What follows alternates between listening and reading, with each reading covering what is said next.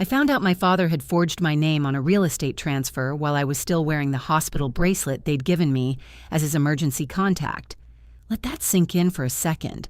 I wasn't out of town. I wasn't unreachable. I was 40 feet down the hall in a waiting room that smelled like burnt coffee and hand sanitizer, whispering deals with God, asking him to please let my dad make it through. And while I was doing that, my father was doing something else entirely. My name is Nora Callahan. I'm 31 years old. I live in Knoxville, Tennessee. And this is the story of how the man who raised me tried to dismantle everything I built, and how my business partner Deja had been quietly, methodically making sure he couldn't. I need to take you all the way back because none of this makes sense without the beginning. 5 years ago, I opened Betrayal, a fresh-cut flower studio and event floral design shop on Market Square in downtown Knoxville. I started it with $8,000 I'd saved from 3 years of bartending and a small personal loan from my grandmother, Nana Ruth, who told me, "Baby, pretty things are always worth selling." I had a cooler, a folding table, a van I shared with my roommate on weekends, and absolutely zero business experience. What I did have was Deja Simmons. Deja and I had been friends since community college. She had a head for numbers the way I had a nose for flowers. She could read a balance sheet like other people read novels, fast, absorbed, completely in her element. 2 years into Betrayal, she came on as my co-owner and operations lead. I handled everything creative: sourcing, design, client relationships, brand aesthetics. She handled everything structural: vendor contracts, tax filings, payroll, the stuff that made my palms sweat just thinking about it. We split ownership 50-50. We trusted each other completely. And the business, it grew. By year 4, Betrayal was doing over $600,000 in annual revenue. We had an exclusive contract with 2 wedding venues, a weekly standing order from 4 downtown hotels, and a corporate gifting account with a regional healthcare network that alone covered our rent for the year. A floral event company out of Nashville. A big one, the kind that does celebrity weddings and televised galas, had come to us with an acquisition offer. The number was real enough that Deja printed it out and taped it to the wall of our back cooler, just so we could look at it every time we restocked roses. I turned it down. Deja backed me. She said, "This is yours, Nora. You'll know when it's the right time. This isn't it." My father did not agree. I should tell you about Dennis Callahan. He's 64, a retired general contractor from Maryville, a man who built things his whole life with his hands and genuinely cannot understand why anything he touches shouldn't belong to him, at least a little bit. He has enormous love in him. I have to say that because it's true. But his love has always come with load-bearing walls, invisible ones, the kind you don't notice until you try to walk through them. When my mother left when I was 16, my dad held everything together. He worked doubles. He coached my soccer team. He showed up. And I think some part of him decided in those years that showing up meant he had a stake in wherever I ended up. When I opened Betrayal, he was proud, genuinely. He told everyone at church. He framed one of my business cards and put it on his workshop wall. But as the business grew, his pride shifted into something else. He started having opinions about the Nashville offer. He started asking questions about our lease agreement, our insurance, our tax structure, things he had no role in, no expertise in, and no right to. He started referring to Betrayal as Nora's little flower thing to his contractor buddies. And then, when it was pulling in more revenue than he'd ever earned in a single year, he stopped calling it little and started calling it what we've got going up in Knoxville. I noticed. Deja definitely noticed. She didn't make a big deal of it. She's not the type. But she started being very deliberate about documentation. Every contract we signed, she kept 2 copies. One in our shared business files, one in a separate system only she had admin access to. Every communication with the Nashville company went through our business, email only. She set up a separate legal entity, a holding LLC, and quietly transferred our master vendor agreements and our intellectual property, our brand assets, our proprietary design portfolios, our client database, into it. I thought she was just being organized. Deja is the most organized person I know. I didn't realize she was building a wall of her own. 8 months before everything fell apart, my father had a private phone call with the Nashville buyers. I found out because their acquisitions coordinator, a woman named Tamsin, sent me a breezy follow-up email thanking me for having my father reach out to restart the conversation. She said they were excited about the revised terms he'd discussed and looked forward to moving forward with due diligence. I read that email standing in my cooler surrounded by eucalyptus and peonies, and I felt the floor tilt. Revised terms. Restart the conversation. My father. I called him immediately. He answered on the second ring, cheerful, completely unbothered. "Sweetheart, they came back with a better number. I just thought since you were too busy to deal with it, I'd feel out the waters for you." "Dad." I kept my voice level. "I don't even know how." I said no. I was clear. "You were emotional when you said it." I was clear. Silence. Then quietly. "I just don't want you to work yourself into the ground over something you could cash out of and start fresh. You deserve a break, Nora." "I don't want a break. I want my business." More silence. And then the sentence I've thought about every single day since. "I put a lot of myself into raising you. I just want some say in how this goes." I didn't have an answer for that. Not in the moment. I got off the phone and sat on a bucket in the back of my van for 20 minutes before I could drive home. The emergency happened on a Tuesday in February. My father called me at 6 in the morning. He said he was having chest pains. I told him to call 911, and I was already putting on shoes before I hung up. By the time I got to the hospital in Maryville, he was in a room and they were running tests. The cardiologist used words like precautionary and monitoring, and the nurses were gentle in a way that told me not to panic, but didn't fully convince me not to. He asked me to be his emergency contact and to hold a copy of his general power of attorney. Standard stuff, he said, just in case decisions need to be made.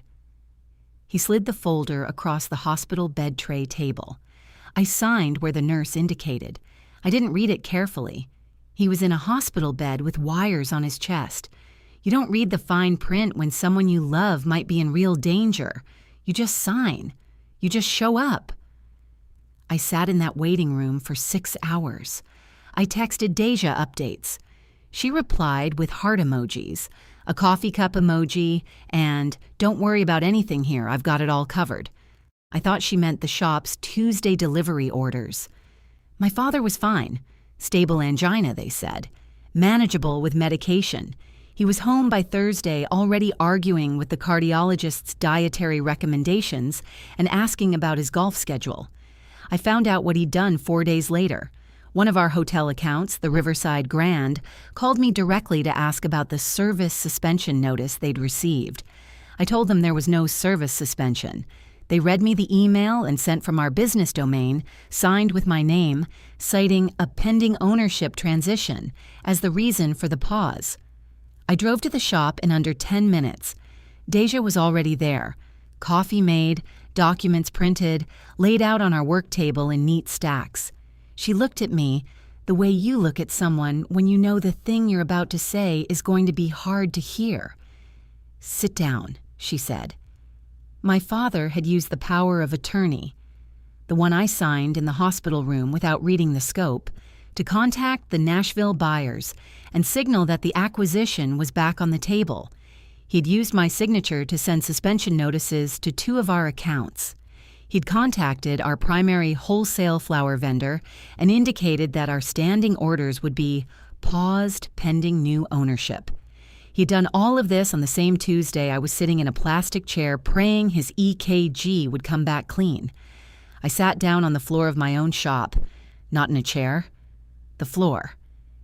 Deja sat down next to me without a word. We stayed like that for a long time. I could hear the cooler humming. I could smell the lilies we'd gotten in that morning. Finally, she said, "Okay, now let me show you what I built." Deja had started her contingency plan 7 months earlier, not because she was certain my father would go this far, but because she'd watched him long enough to understand what he was capable of, and she loved me too much to leave that unaddressed. The holding LLC she'd set up quietly? It contained everything: our brand trademark registered in Tennessee, our complete client database, every proprietary design catalog, every formula for our custom dye blends, every vendor relationship that actually made Pedal run. She had transferred it all, cleanly and legally, before my father ever got close enough to touch it. The business domain my father had used to send those emails? Deja had already set up a secondary system with mirrored client communications, so every account had a backup contact on file. The Nashville acquisition, the entity my father had claimed to represent in those conversations, was an empty shell, a clean, legal, properly registered shell with no assets inside it. Deja looked at me across that work table and said, he thought he was handing them the whole building, but everything that mattered, we'd already moved out. I started crying, not from grief, from relief, and from something I can only describe as awe. She had done all of this quietly, without drama, without telling me, because she knew I'd feel guilty, and she'd done it purely out of love. I confronted my father on a Saturday 2 weeks after he got home from the hospital. I drove to Maryville alone. I didn't bring Deja. I didn't bring the attorney I'd spoken to, though her number was in my recent calls. I laid the printed documents on his kitchen table. Flat, no performance, no raised voice. He looked at them for a long time. He didn't deny it. "I thought if they came to the table again and you saw the number," he started. "Dad, I raised you by myself for 15 years. I know. I just wanted—" He stopped. His voice broke in the way it only does when he actually doesn't have words. "I wanted to know it was going to be okay, that you were going to be okay." I sat with that. I let it be true. Because it was. I believe he meant it. But meaning well and doing right are two completely different things, and somewhere along the way, my father had stopped being able to tell them apart. I told him what he had done constituted fraud, that we had consulted an attorney and could pursue it, that I hoped we wouldn't have to, but I needed him to understand, completely and without any cushioning, that what he stole from me in those hours was not paperwork. It was the feeling of safety I'd had my whole life, knowing my dad was in my corner. He cried. I didn't. I told him I'd call him when I was ready, and I left. We sent a formal legal notice, certified mail. Deja drafted it. I signed it. It revoked any access, implied or otherwise, to any aspect of Petal's legal or financial structure. The Nashville company reached out one more time. I called Tamsin personally. "I appreciate the interest," I said. "If that ever changes, you'll hear from me directly. Not from anyone who doesn't have the authority to speak for this company." She said, "That's exactly how it should work." 3 months later, Petal launched a subscription seasonal arrangement box, something I'd been developing for 2 years. We pre-sold 300 subscriptions in the first 48 hours. Deja renegotiated our venue contracts and added a third exclusive partner. We hired a part-time delivery driver and a weekend design assistant. My father and I talk now, carefully. Not often, but we do. He's seeing someone. A counselor, I think, though he calls it talking to a guy. Last month, he sent me a photograph in the mail. No note inside, just the photo. It was him and Nana Ruth at my very first farmer's market pop-up 5 years ago. I'm in the background handing a bouquet to a customer, grinning so hard my eyes are almost closed. On the back of the photo, in his handwriting, he'd written, "She always knew." I put it on the window ledge next to the register. Deja saw it one morning before we opened. She didn't ask. She just looked at it then looked at me, then went to start the coffee. That was enough. Before I go, I want to say something directly to anyone watching this who has felt what I felt. If you have been loved by someone who cannot tell the difference between caring for you and controlling you, hear me. You are not ungrateful for protecting your own work. You are not a bad daughter for keeping a private set of keys. You are not selfish for deciding that someone else's grief or fear or need for relevance does not get to be your ceiling. My father lost his wife, and in that loss, he grabbed onto me like I was the thing that would keep him from going under. I understand that. I have compassion for it. I do. But compassion does not mean handing someone access to everything you've bled for and hoping they'll be careful with it. Sometimes love means keeping a separate set of keys and never, not once, apologizing for it. Find your Deja. And if you haven't found her yet, be your own Deja. Document everything. Build the backup, not out of paranoia, out of self-respect. My name is Nora Callahan. I am 31 years old. I live in Knoxville, Tennessee. I run a flower shop I built from $8,000 and a borrowed van, and for the first time in 5 years, the only name on the door is mine. If this story hit close to home, you are not alone. Hit that like button if it reached you. It helps more people find it who might really need it today. Subscribe so you don't miss the next one. I share stories like this every week. And drop a comment below. Do you have a Deja in your life? Someone who had your back before you even knew you needed it. I read every single one. Thank you for being here. It genuinely means everything.